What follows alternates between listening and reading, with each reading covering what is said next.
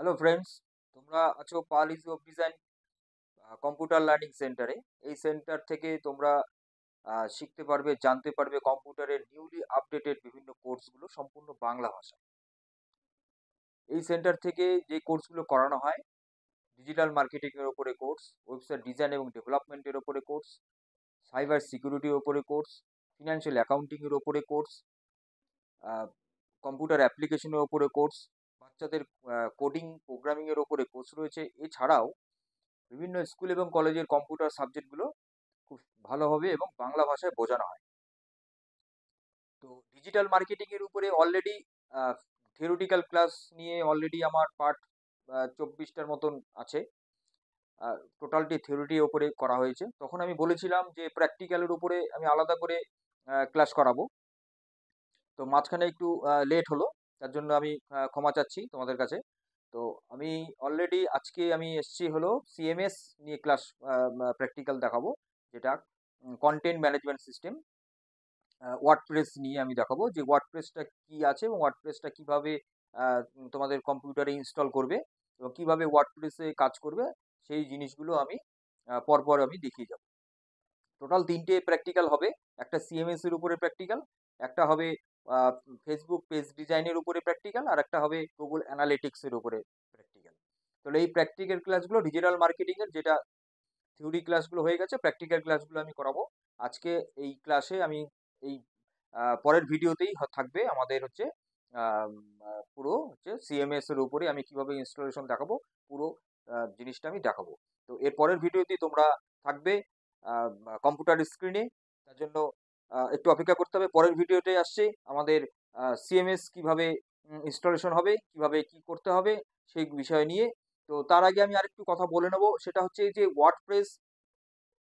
WordPress দু রকম ভাবে ওয়ার্ডপ্রেসে প্রোগ্রামিং মানে ওয়েবসাইট ডিজাইনিং করা যায়।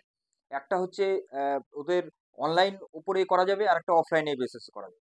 তো অনলাইনে বেসিসে করতে হলে wordpress.com বলে ওদের একটি সাইট রয়েছে, যে সাইটে গেলে পরে অনলাইনে করা যাবে, কিন্তু ওদের যে ডোমেইন নামটা সেটার পিছনে কিন্তু ওয়ার্ডপ্রেস থাকবে। এবার হচ্ছে যে যদি অফলাইনে করতে হয় নিজের মতন করে, যে হ্যাঁ পুরো প্রোগ্রাম পুরো মানে ওয়েবসাইট ডিজাইনটা সুন্দর করে বানালাম নিজের মতন করে বানিয়ে, তারপরে আমি যদি সেই প্যাকেজটাকে, সেই ফোল্ডারটাকে আলাদা করে ডোমেইন নেম তোমরা পারচেস করে নিলে, ডোমেইন এবং সার্ভার করে নিয়ে তারপরে সেই ফোল্ডারটাকে সেখানে আপলোড করে দিলে, তাহলে সেটা সম্ভব হবে, মানে নিজের মতন করে করে নেওয়া। তো সেটাই আমি দেখাবো। বেসিক্যালি আমি অনলাইনে যেটা সেটা আমি দেখাবো না, কারণ সেটাতে ওয়ার্ডপ্রেস সঙ্গে থাকছে। তো সেটার থেকে বেটার হবে কি, যে এটা অফলাইনে আছে, যেটা wordpress.org সাইট থেকে পুরো ওয়ার্ডপ্রেসের প্যাকেজটাকে ডাউনলোড করে নিজের মেশিনে এবং লোকাল সার্ভার হিসেবে জ্যাম ইনস্টল করতে হবে। যে জ্যামটা হচ্ছে পিএইচপির উপরেই বানানো হয়েছে, সেটা লোকাল সার্ভার। এবার যেহেতু হচ্ছে ওয়ার্ডপ্রেস যেহেতু পিএইচপির উপরেই ডেভেলপ করা, তার জন্য জ্যাম্পেই আমরা দেখতে পাবো। তো সেটা প্রোগ্রামিং মানে টোটাল ওয়েবসাইট ডিজাইনিংটা করে সেটা তো আমাদের আউটপুট দেখার জন্য আমাদের জ্যাম্প ইনস্টলেশনটা করতে হবে। তাহলে আমি পুরো প্রসিডিওরটা দেখাবো যে কিভাবে জ্যাম্প ইনস্টলেশন হবে, কিভাবে ওয়ার্ডপ্রেস .org সাইট থেকে কি করে ওয়ার্ডপ্রেস প্যাকেজটাকে নামানো হবে, এবং সেটা কিভাবে সেটা কনফিগারেশন করতে হবে একটা জ্যাম্পের সাথে ওয়ার্ডপ্রেসের, তারপরেই করা যাবে। তো সেই জিনিসগুলো পুরো স্টেপ বাই স্টেপ আমি দেখাবো। তার পরবর্তী ভিডিওটিতে আমরা যাচ্ছি যে কম্পিউটার স্ক্রিনে যে কিভাবে সিএমএস ইনস্টলেশন হবে এবং কিভাবে সিএমএস জ্যাম্পের সাথে কনফিগারেশন করে আমরা কাজ করতে পারবো। তাহলে পরের ভিডিওতে আসছি। হ্যাঁ, হ্যালো ফ্রেন্ডস, আমরা এখন চলে এসেছি কম্পিউটার স্ক্রিনে। আমার ল্যাপটপের স্ক্রিনে চলে এসেছি। এখানে এখানে প্রথমে যেটা করতে হবে সেটা হলো অলরেডি আমি ইয়ে করে রেখেছি, মানে আমার মেশিনে অলরেডি ওয়ার্ডপ্রেস এবং জ্যাম্প ইনস্টল করা আছে, তাই দ্বিতীয়বার ইনস্টল করা যাবে না। আমি প্রসিডিওরটা দেখিয়ে দিচ্ছি। আপনাদের করতে হবে কি, যে গুগল ক্রোমে গিয়ে গুগল ক্রোমে গিয়ে গুগল ক্রোম ওপেন করে এখানে এখানে এখানে আপনারা WordPress dot ORG WordPress dot ORG লিখে সার্চ করলে পরে এই যে দেখতে পাচ্ছেন এখানে ওয়ার্ডপ্রেস যে এখানে সাইটটা আছে এতে ক্লিক করবেন। ক্লিক করলে পরেই আপনাদের সামনে এই স্ক্রিনটা খুলে আসবে। এখান থেকে আপনারা এই যে এই কোনায় দেখেন, ডান দিকে কোনায়, এই যে ডান দিকে কোনায়, এই ডান দিকে কোনায় গেট ওয়ার্ডপ্রেস বলে যেটা লেখা আছে, বাটনটা আছে, এই গেট ওয়ার্ডপ্রেস বাটনতে ক্লিক করলে পরেই আপনারা দেখতে পাবেন এখানে একটু স্ক্রল করবেন, এখানে দেখবেন যে download and install it yourself. এখানে ডাউনলোড ওয়ার্ডপ্রেস 6.4.2 বলে যেটা আছে, এটা ক্লিক করলে পরে আপনাদের মেশিনে ডাউনলোড হয়ে যাবে ওয়ার্ডপ্রেস যে প্যাকেজটা, এইটা ইনস্টল করতে হবে। আর দ্বিতীয় ইনস্টল করতে হবে, নেক্সট ইনস্টল যেটা করতে হবে সেটা হলো আপনাদের করতে হবে হচ্ছে জ্যাম্প জ্যাম্প জ্যাম্পটা ইনস্টল করতে হবে, জ্যাম্প ডাউনলোড করতে হবে। জ্যাম্পটা কি? জ্যাম্পটা আমি বলেছিলাম যে জ্যাম্পটা হচ্ছে লোকাল হোস্ট সার্ভার। এটা যেহেতু ওয়ার্ডপ্রেসটা পিএইচপি দিয়ে ডেভেলপ করা, হ্যাঁ, তার জন্য জ্যাম্প ফোল্ডারটা জ্যাম্প ডাউনলোড করে নিলেই তবেই একমাত্র ওয়ার্ডপ্রেস দিয়ে যে আপনারা সাইটগুলো করবেন আপনাদের মেশিনে, সেটা তো অফলাইনে হবে। এবার অফলাইনে হলে পরে আপনারা সেই ডিজাইন যখন করবেন তখন তো বুঝতে পারবেন না যে কীরকম ডিজাইন আসছে, তার জন্য এই জ্যাম্পটা কিন্তু ইনস্টল করতেই হবে। ডাউনলোড জ্যাম্প, এটার উপর ক্লিক করবেন। ক্লিক করলে পরেই আপনাদের সামনে এই উইন্ডোটা ওপেন হবে। এখান থেকে আপনারা ডাউনলোড 64 বিট যেটা আছে, এই যে প্রথমেরটা, এটা ক্লিক করলে পরেই আপনাদের জ্যামটা ডাউনলোড হবে। ডাউনলোড হওয়ার পরে সেটা বাই ডিফল্ট সেটা সি ড্রাইভেই হয়ে যাবে। এইবার হচ্ছে যদি কোনো ড্রাইভ চেঞ্জ করতে চান, সেই ড্রাইভও ওখানে চেঞ্জ করা যাবে, অপশন থাকবে, সেটা নিয়ে কোনো অসুবিধা হবে না। বাই ডিফল্ট হচ্ছে সিতেই সেটা ইনস্টল হবে। এইবার যেটা করতে হবে সেটা হচ্ছে যে এখান থেকে আপনারা বেরিয়ে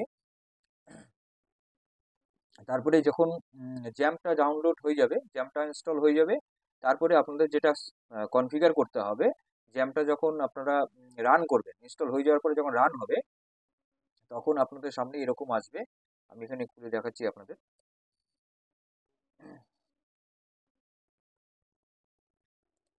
এই সার্চ বাটন এখানে এসে জ্যাম্প লিখবেন, অটোমেটিক এই যে জ্যাম্প বলে আসবে।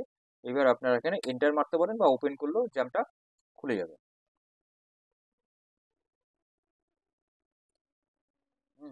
ওপেন করবেন, ওপেন করলো বা এন্টার করলো সেই জ্যামটা কিন্তু আপনাদের মেশিনে এই যে এইটা আসবে। এটা আসলে পরে তখন এখানে কনফিগার করতে হবে কীরকম। যখন আমি আমার ক্যামেরাটা আপনাদের এই স্ক্রিনের সামনে নিয়ে যাচ্ছি, এখানে দেখতে পাচ্ছেন যে জ্যাম কন্ট্রোল প্যানেল বলে এসছে।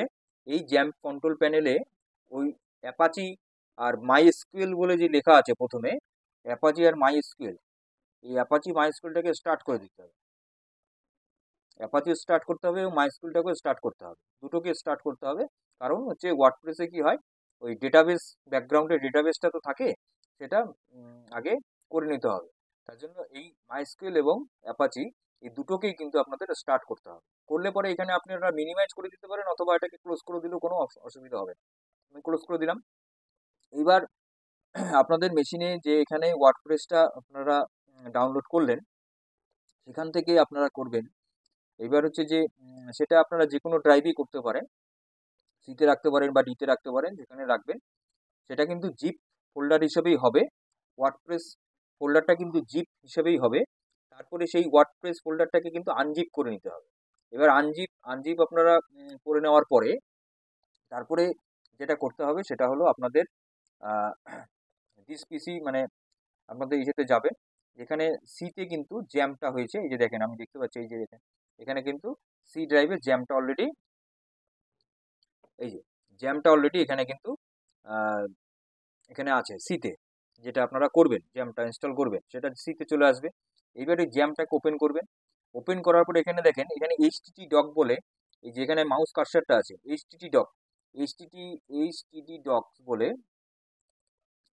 বলে আছে, এটাকে আপনারা ওপেন করবেন। এটাকে আপনারা ওপেন করলেন। ওপেন করার পরে আপনারা করবেন এখান থেকে এখানে এইবার ওই ওয়ার্ডপ্রেস যেটা আপনাদের ওয়ার্ডপ্রেস যে ফোল্ডারটা যেটা আছে, আমার এখানে যেমন ডিতে আছে, লোকাল হোস্ট ডিতে আছে।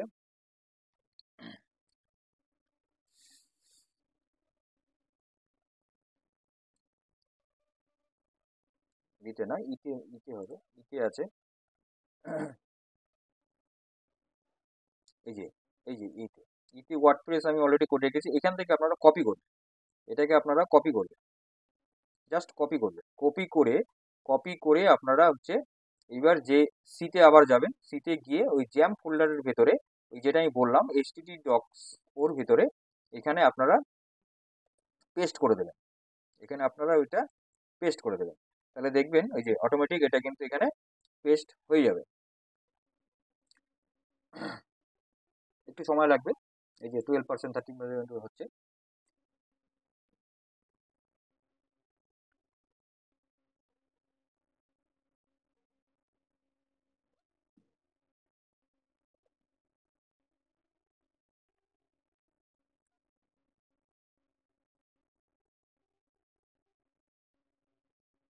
এটা একটু সময় লাগবে, পেস্ট হয়ে যাবে।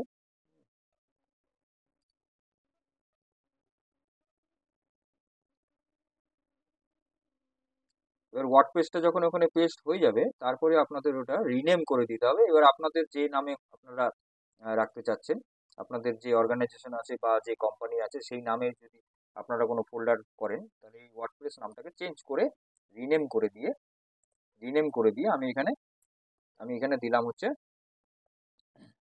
পি বলে দিলাম। পি বলে নামটা আমি সেট করলাম, পি, অনলি পি। এখানে আপনারা আপনাদের মতন করে কিন্তু এখানে নাম দিতে পারেন, কোনো অসুবিধা নেই, কিন্তু ফোল্ডারের নামটা চেঞ্জ করতে হবে। না হলে কি হবে, আপনারা যদি আরো অন্য আর একটা যদি ওয়েবসাইট ডিজাইন করতে চান, তাহলে সেক্ষেত্রে কিন্তু হবে না। তার জন্য আপনাদের ওয়ার্ডপ্রেস ওই ফোল্ডারটাকে কপি করে এখানে পেস্ট করার পরে, তারপরে ওটাকে রিনেম করে দিয়ে আপনাদের যে সাইট হবে সেই নাম অনুসারে কিন্তু এই ফোল্ডারের নামটা রেখে দিতে হবে। এইবার রেখে দেওয়ার পরে তারপরে এইবার করতে হবে, এরপরে এটাকে আহ, আপনাদের এখানে এখানে আর কাজ নেই, এটাকে মিনিমাইজ করে দিন। মিনিমাইজ করে দিয়ে আপনারা এবার গুগল ক্রোমটা আবার আসবেন, এখানে এসে আপনাদের একটা নতুন একটা ট্যাব খুলে নেবেন। খুলে নিয়ে এখানে আপনারা লোকাল হোস্ট বলে লিখবেন, লোকাল হোস্ট, লোকাল হোস্ট বলে লিখবেন। এই যে দেখুন লোকাল হোস্ট বলে লিখে ওই যে নামটা দিয়েছেন ফোল্ডারে, সেই ফোল্ডারের নামটা দিলে, হ্যাঁ, দিলে পরে খুলবে। কিন্তু তার আগে যেটা করতে হবে যে পিএইচপি মাই অ্যাডমিন নিয়ে ঢুকে আপনাদের একটা ডেটাবেস ক্রিয়েট করে নিতে হবে।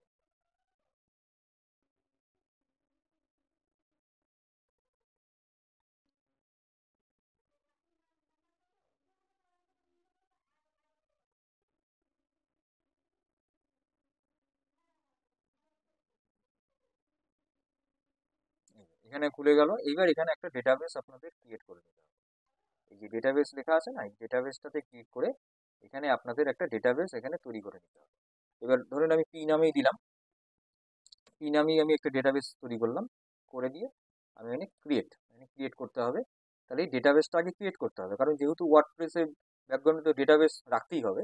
ওর জন্য একটা ডেটাবেস করে দিয়ে এটাকে বন্ধ করে দিতে হবে। এখানে আর কোনো কাজ নেই, এটাকে এবার আপনারা মিনিমাইজ করে দিয়ে এবার আপনারা ওই যে ওইখানে যাবেন যেখানে জ্যাম্প, এখানে জ্যাম্প আছে। আচ্ছা, এবার আপনারা যাবেন হচ্ছে লোকাল হোস্টে। আবার এখানে কি করবেন, এখানে লোকাল হোস্টে যাবেন। লোকাল হোস্ট লিখে ওই পি নাম দিয়ে, মানে যে নামে আপনারা ফোল্ডারটা রাখবেন সেই নামে ওখানে ঢুকতে হবে। ঢুকে তারপরে একটা পি নাম দিয়ে তার আন্ডারে ডাব্লুপি স্ল্যাশ অ্যাডমিন, ডাব্লুপি/অ্যাডমিন বলে এন্টার মারতে হবে।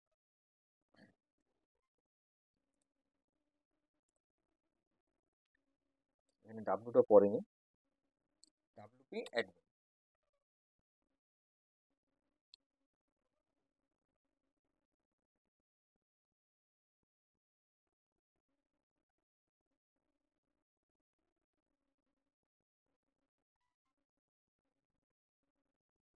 এটা একটু সময় লাগছে, কারণ হচ্ছে প্রথমে ওই যেহেতু এটা লোকাল সার্ভার, আপনার লোকাল হোস্ট মানে লোকাল সার্ভার, আপনাদের মেশিনে সার্ভারটা অন হচ্ছে, তার জন্য একটু মানে ডিটেক্ট করতে একটু সময় লাগছে।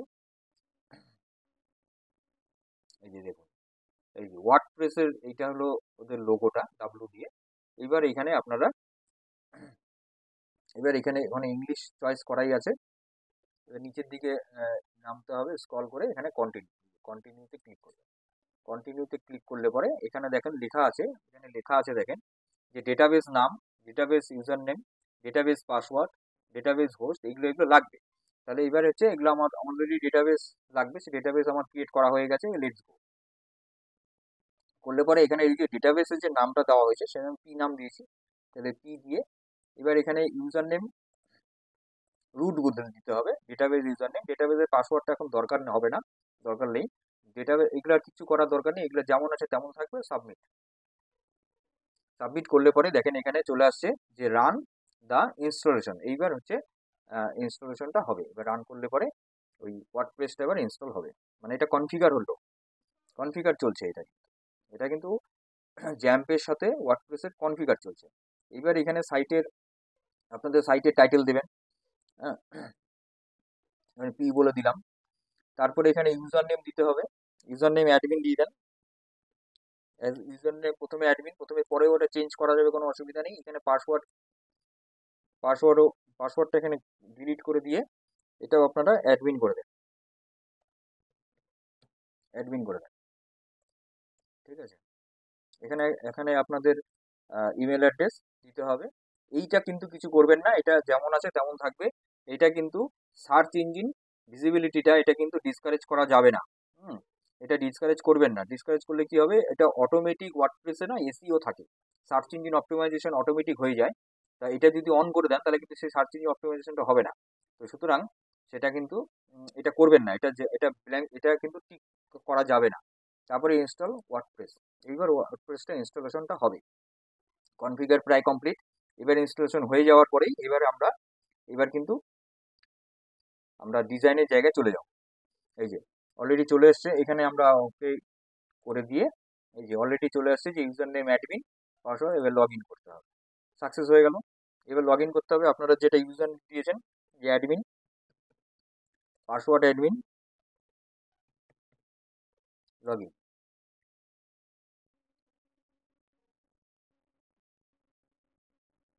এই যে দেখুন ওয়ার্ডপ্রেসে কিন্তু আমি অলরেডি পৌঁছে গেছি আমরা। তাহলে এখানে এই জায়গাটাতেই আমরা এখানে সমস্ত কিছু ডিজাইনিংটা করব। বেসিক্যালি আমাদের যেটা লাগবে সেটা হচ্ছে যে আমাদের মেনু ক্রিয়েট করতে হবে, আর হচ্ছে পেজটাকে ডিজাইন করতে হবে। আর এখানে যে প্ল্যাগইন বলে আছে পাশে বাঁদিকে দেখেন প্ল্যাগইন বলে আছে, এই প্ল্যাগইন ইনস্টলেশন করেই আমরা কিন্তু কাজগুলো করতে পারবো। সমস্ত ডিজাইন যা আছে প্ল্যাগইন, এদের ইনবিল্ট প্ল্যাগইন থাকে বিভিন্ন ফাংশন, এখানে কোডিং এর কোনো দরকার হয় না। তাহলে এইটা আমরা এইখান থেকেই আমরা সমস্ত ডিজাইনগুলো করব।